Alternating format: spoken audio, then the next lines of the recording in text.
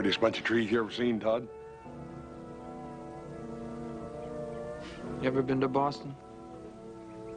No, can't say as I have. How do you know they don't have prettier trees there? Well, you got something there. Never thought of it, I reckon. Guess there are lots of things you never thought of. Yeah. Yep, I reckon you're right at that, too. What about that horse? You think you can ride him?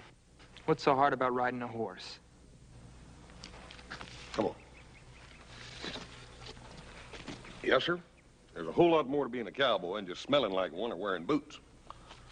For instance, you always get up on the left-hand side of a horse. You walk up to him real easy like so as you don't spook him.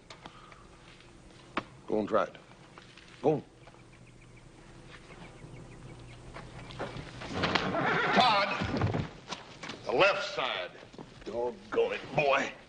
When are you gonna get it through that ornery head of yours? We're trying to help you. Help me? You think I want to ride that sweaty old bag of bones? I don't give a hoot whether you want to or not. You're going to. You think you can make me?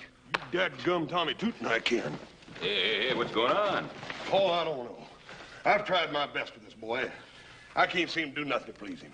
Oh, that seems to be the trouble, son. Look, I came out here because the sheriff made me. That doesn't mean I have to like it.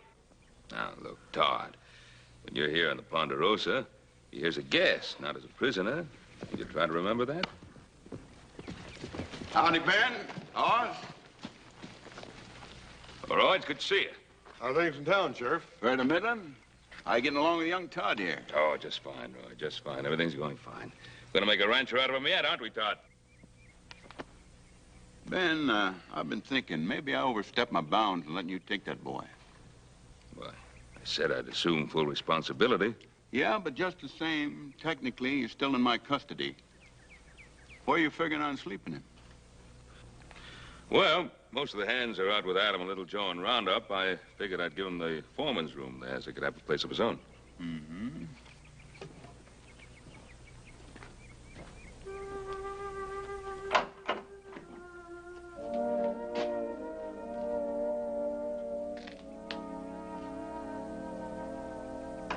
Seems solid enough, excepting for that wind in the back. You can see that from your room, though, can't you? Now, wait a minute, Roy. This is a boy's room. It's not a jail cell. Not as far as I'm concerned. And Ben, put a lock on that door after the kid goes to bed tonight, you hear? Well, I'll be heading back to town. Roy, you got supper on the table in there. Won't you stay and eat with us? I wish I could, Hoss, but I gotta get back.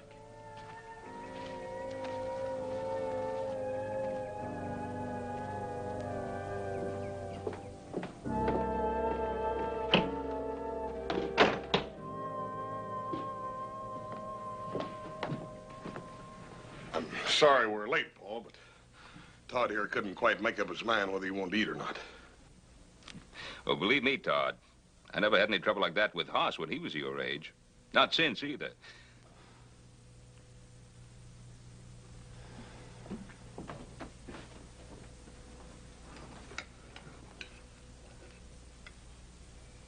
You know something, Hoss? This beef is about the tastiest we've ever had. The gravy looks good, too.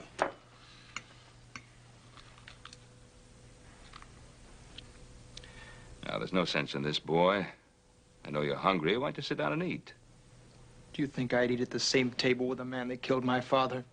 Todd, we're just trying to help you. Can't you understand that, boy? Don't do me any favors.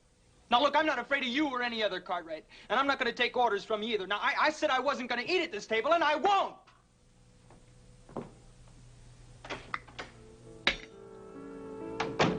Don't let him spoil your supper, Paul. You done all you could. The boy's been through a pretty rough day, Hoss. Probably hasn't eaten since breakfast, maybe even longer. Made up his mind to hate everything about this place. Starting with us.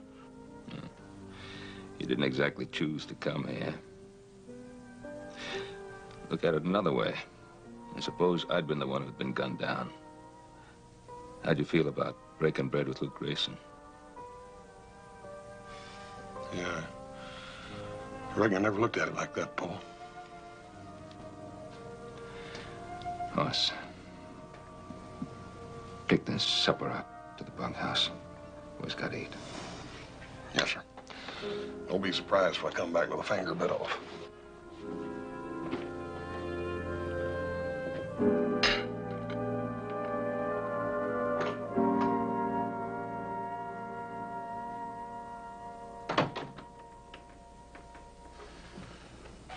Paul thought you might change your mind about supper. I brought you something to eat. Well, you can take it right back to him. I said I don't want anything from you Cartwrights. Look, Todd, I don't care how mad a man gets about something. His stomach goes right on needing something to eat. You think you can make me eat that? No, I can't. And I wouldn't want to make you eat it. But if Paul thought you was down here hungry and there wasn't no food here for you, he'd feel real bad about it. Your father didn't care anything about me. Todd, what makes you say that? What makes me say it? Because it's the truth, that's why. Ben Cartwright's a liar. Now, you listen here, boy. No, you listen. You must think I'm 2 years old or something. You and all your talk about teaching me to ride. Well, I don't want to ride, see? And I've had just about enough of your father's talk about me being a guest here. Todd, he meant that.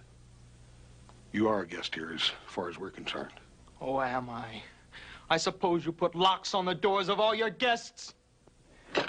There's your supper. You can take that back to him and tell him I'm sick of his kind of favors.